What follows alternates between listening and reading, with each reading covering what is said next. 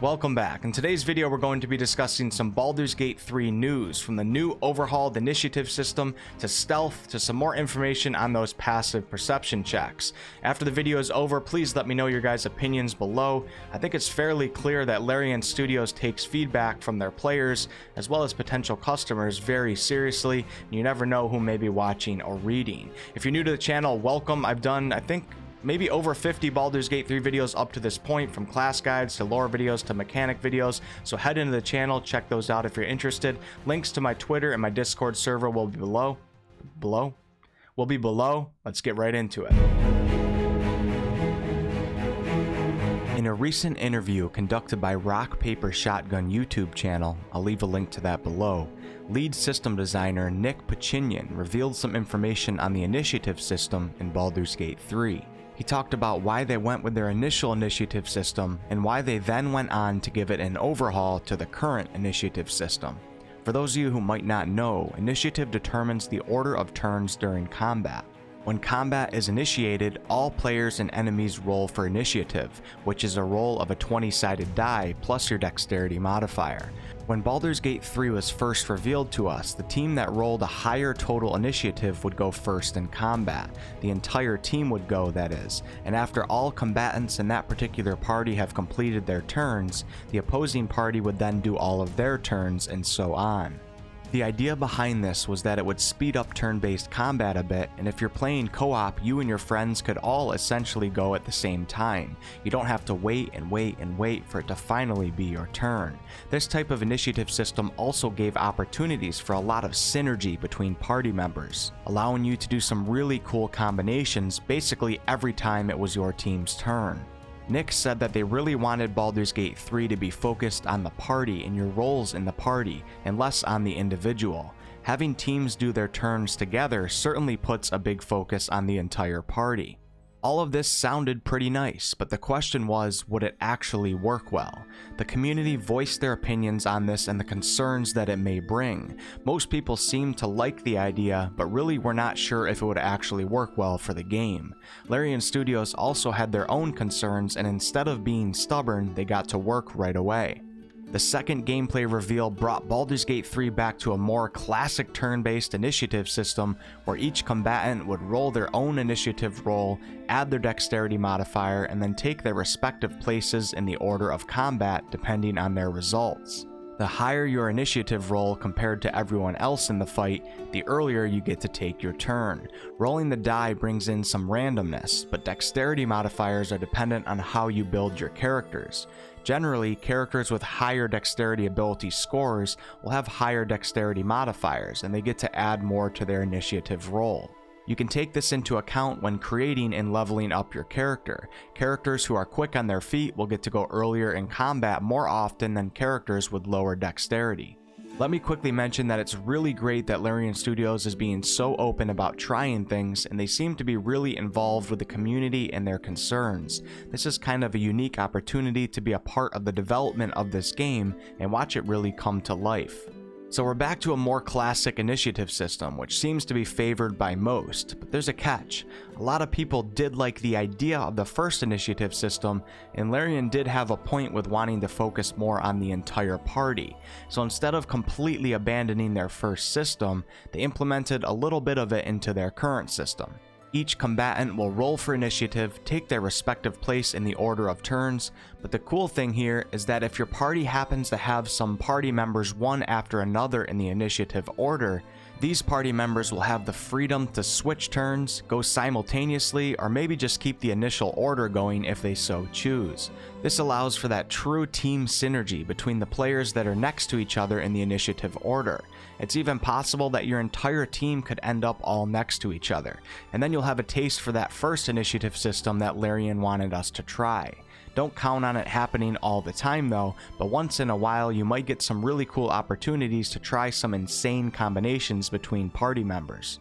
In Nick's words directly, we wanted to keep the dream where two players simultaneously can work together, or one player can switch between two characters and really set up a combo, but also introduce this element of randomness and kind of figuring out tactical situations on your feet." End quote. So before these changes, you could develop entire plans and combos far before even going into combat. And if you found a really powerful combination, what's stopping you from using it in 90% of the combat encounters for the rest of the game? Well, some things would stop you, of course, but overall, some of the challenge would be taken away, and the game would lose some of its tactics, surprises, and even randomness, which is a big factor in why D&D can be so much fun. Nick also mentioned that with their original system, having access to all 4 party members and all of their current class features at one time could cause some mental paralysis because there's so many choices and combinations that you have to consider. Then when a player would eventually find a dominant strategy, they would continue to use that same exact strategy in as many fights as possible to avoid the mental overload of the endless other combinations. I totally understand why they are saying this, and it makes complete sense. I'm sure some of you out there know every single spell and special attack, and you could form combinations on the go, but I think it's safe to assume that most of us don't necessarily want 400 attack combinations in front of us every single fight. It would drive me kind of insane. At the same time, it's really cool to have that freedom, and with the current initiative system, you may gain that freedom once in a while, or maybe a cut down version of it because maybe only 2 of your party members lined up in the initiative order. Really excited to see how this turns out. Alright, let's talk about stealth in Baldur's Gate 3. Stealth mechanics and making sure that classes that rely on stealth are fun and valuable to play can be challenging to implement in games sometimes, especially more classic type RPGs. One way that Larian is trying to help out with ensuring the possibility for more stealth situations is by sometimes having parties conduct passive perception checks when they start to get close to enemy creatures. If a party member succeeds on a passive perception check in one of those situations, they will know that they are coming close to some enemies, and therefore your party will know as well. For those of you who love sneaking around, this is a great opportunity to then take your more stealth-based characters and send them ahead to scope out the situation, or maybe even take out a couple enemies before combat even starts. These passive perception checks will not always happen in these situations, but when they do, it will allow for interesting ways for your party to approach a combat situation. Nick mentioned that many places will have guards around, and these guards are not necessarily always part of the main combat encounter. This gives you opportunities to take some of these enemies out before everyone is forced to roll for initiative. Rogues in D&D don't have as many options at their disposal when compared to classes such as wizards with their large arsenal of spells, or warlocks with their specific kits of magic. This isn't a bad thing though, for playing a rogue depends more on your creativity as a player in handling situations by using the environment, planning out enemy movements, etc. Larian Studios really wants to make playing a rogue offer just as much, if not more fun than playing a wizard with their millions of spells. One of the ways they are doing this is by implementing a deeper light and dark shadow system, which we did get to see in the gameplay reveals.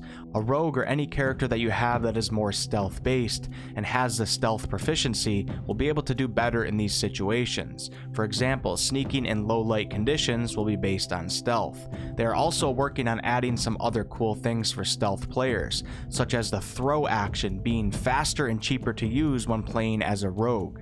This is cool, for it might incentivize rogues to do actions such as throw more often to create situations better suited for the rogue or their party. Nick also said that they are currently looking at popular top-down stealth games and learning from them to see what they can implement in their own game that would make sense and work, possibly allowing some players to learn some information on what is going on in enemies' heads, which will help stealthy players plan their moves better. And lastly, let's talk a little bit more about those passive perception checks. We saw passive perception checks with situations such as we talked about earlier, where a party walked up to an area, the game automatically conducting passive perception checks for the party members, and if a member succeeded, he or she would then see that there are enemies ahead. We also saw passive perception checks when a player would walk up to a particular wall, and the game automatically does a passive perception check on that player, and if they succeeded, a hidden lever may reveal itself.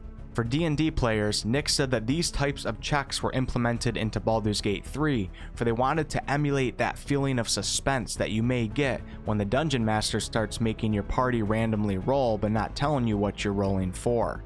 It's really cool that Larian Studios is implementing so many little D&D things that they didn't necessarily have to. I'm sure many D&D players will appreciate these in-game moments, and players unfamiliar with D&D will be able to have a hell of a lot of unexpected fun. It was also mentioned that most of these passive checks are not a cause to have to reload your game or anything like that. But then again, he did mention that it's a Larian Studios thing to also put some checks in some places where if you miss it, you might miss out on a little chunk of content, such as hidden dungeons or other secrets. I think this is great, and it's going to add a ton of replayability to the game. And that's it for today's video. Be on the lookout for a new class guide coming out this weekend. Thanks so much for watching, guys. If you guys enjoyed the video, please like, comment, and subscribe. I really appreciate it. It's a huge help to my videos. I do all sorts of content on this channel, ranging from comedy videos to live streams to game reviews to game tutorials and more. And I'd love to see some of you guys on a future video. Much more Baldur's Gate 3 content on the way. Until next time.